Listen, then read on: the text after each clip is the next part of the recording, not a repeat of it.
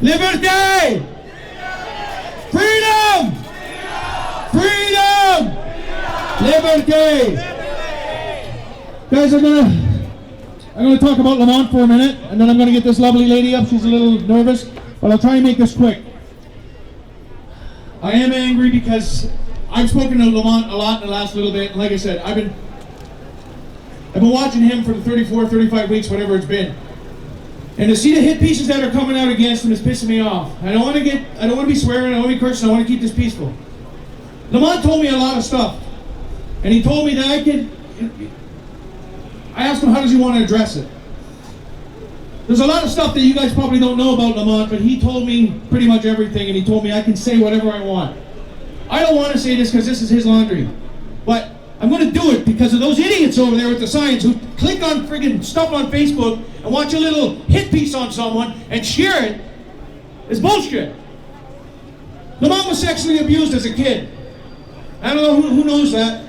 And then, for me to be up here telling you that is not my place. But Lamont gave me permission to do that. He was sexually abused as a kid, and it carried over into his adulthood, dealing with it. He had to deal with that emotionally. He reached out to several support groups. He was in and out of all different support groups, trying to come to terms with what happened to him and how to deal with it. And he went on many different journeys and ventures in his life, trying to deal with it. Many support groups. Now, I can't speak to all the support groups that he was part of, but he told me a lot about them. And in my heart, they're all good. That hit piece that was put out was about a play or something that was done, and it was called Jesus Meets a Gay Man. And in the middle of that, they were talking about forgiveness. And Lamont was talking about the forgiveness that he has to do to the perpetrator that sexually abused him. And that's how it all ties in. So for people to turn around and say that he was endorsing pedophilia is bullshit. I grew up in Newfoundland, and the Catholic Church around me, I have so many friends that were abused by the Catholic Church. Now, I'm not against religion. I'm not against, most priests and stuff like that, but it happened, it exists, and I've seen it. And I heard Lamont speak about it in that hit piece and saying that in the community it becomes normalized. You become to know that that priest is a pedophile, and your parents may tell you to stay away from him. Now, you don't even know why as a kid, but you know that there's something wrong. I grew up watching that go on around me. The parish priest being moved to another parish because something was happening and they didn't want it to get exposed. That's the type of thing Lamont was talking about. And he was talking about what would Jesus do. And he was talking about forgiveness. That's all I'm going to say about it. You guys want to try and believe that he's a pedophile? Go check out the full clip.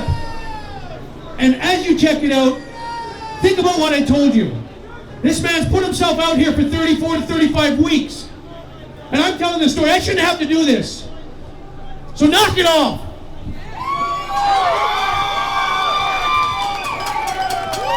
Okay, guys, we got a lady up here right now, Marylin Horner. She's really nervous. You want me or Jack? You want Jack up here? She's nervous. She wants someone to hold the microphone. So Jack's going to hold the microphone for her. Let's give her some love, okay? It'll get easier. Okay, and I want to ask this gentleman one thing. If you could move back this way a little bit, there's people trying to video, and I'll ask you guys to go up front. Look at the speakers up front so people can videotape them. Let's hear it from Marylin.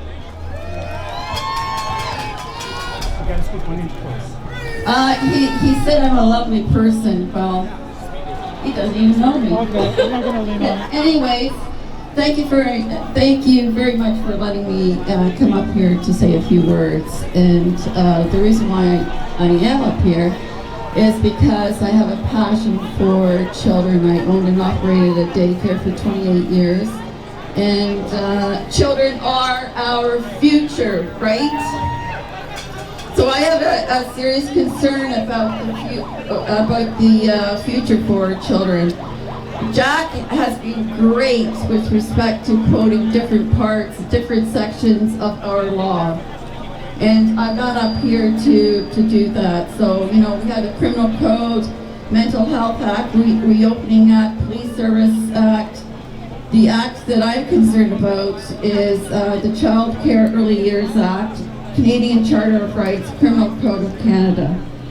Now, people know that people such as the public school teachers, public servants, like within the Ministry of Education, municipality, provincial, federal government, police officers, judges have a duty to take care of children. And children are so vulnerable. They're so vulnerable, and their well-being and safety must be addressed. So this whole bloody lockdown really does not have to do with wearing a mask and the COVID. To me, it's a hoax. So this is very educational. I've done a lot of research, so... Take one step back, you're getting feedback from the mic. So, listen to what I have to say, because it is a spiritual war. We have beautiful, Christ-like people here, but it's a very evil war, and I need to address this. The California civil rights attorney named Lee Dundas published a video to show the devastating consequences in isolating children and forcing them to practice social distancing of places like in school. And also, Galen W. Hurst, you can write that down, who has her PhD, is the author of Satanic Cult Awareness, a document written for the U.S. Department of Justice. So what I have to say here, just think of what the government is doing right now. Isolation. Isolation is the loss of reality induced by physical separation from society. Removal of privacy. Loss of ability to evaluate logically achieved by preventing private contemplation. Sleep deprivation and fatigue. You can see how a child would end up with sleep deprivation at school with the stress of wearing a mask. I spoke to a friend who's a teacher a few days ago. She was crying, speaking to me non-stop about her child who has been kicked out of a public school because her 4-year-old could not social distance. What do you think of that? The principal kicked this child out of the school. Subliminal messages implanted by stressing certain key words or phrases in long, confusing lectures. This is what they're doing. They're programming children. And do you know this is in alignment to the satanic cult? I'm just throwing it out there. Complex lectures on an incomprehensible doctrine encourage rejection of logic and blind acceptance. And this is what they're doing to children. Children will not be able to think on their own because of this stupid lockdown. Acceptance of new lifestyle. Thanks, Justin Trudeau. The new norm.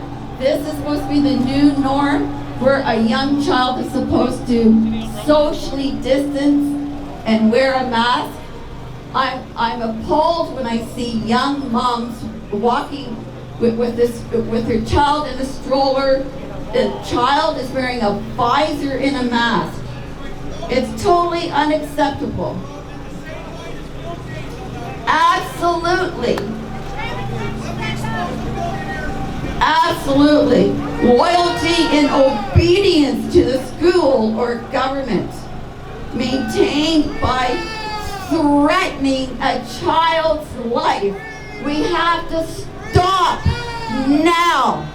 That's all I have to say. I can continue for hours with research, but stop the lockdown for the sake of children. They are our future. Thanks, Marylin. Great job, Marylin. Thanks, Jack.